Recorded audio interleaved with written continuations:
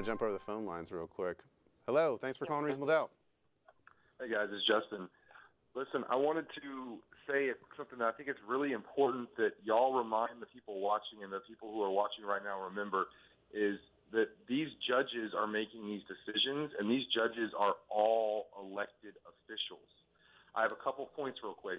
JV mentioned something about what the judges are doing. I want y'all to discuss how the judges, some judges have gone from being in court, paid by the taxpayers, 5 days a week, to now being in court 2 days a week, 3 days a week, maybe one day over or one afternoon over at the jail docket. They hate and loathe trials because it meant they had to be at their job all day long. And now a lot of them are only going to be there in the mornings or in the afternoon. There are also some judges who have made side deals with each other where they're sharing a courtroom. So one's going to just be there a couple days of the week and cover both courts. The other one's going to be there the other 2 or 3 days of the week and cover both courts, so that they can both all spend 5 days a week at home or just not working in the courthouse. So remind the viewers that that's a reality. Second thing, something that Ms.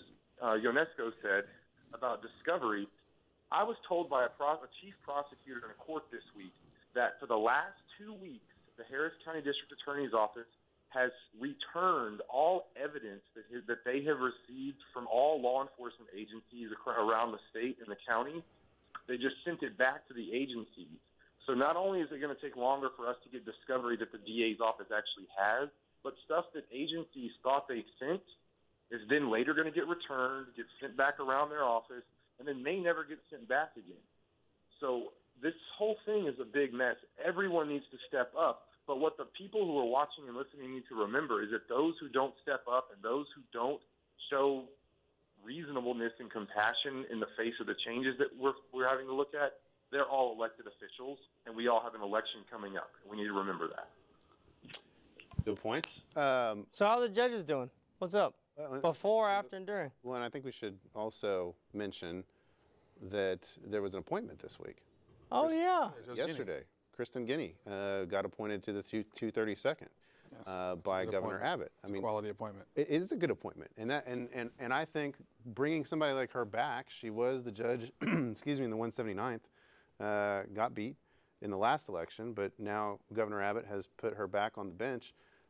Having somebody like her on the bench gives me hope that somebody can kind of take the bull by the horn, so to speak, and put some efficiency in this system.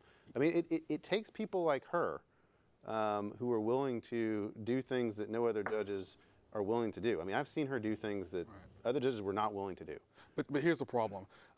In district courts, the judges have their own fiefdom. I mean, there's their own kingdom.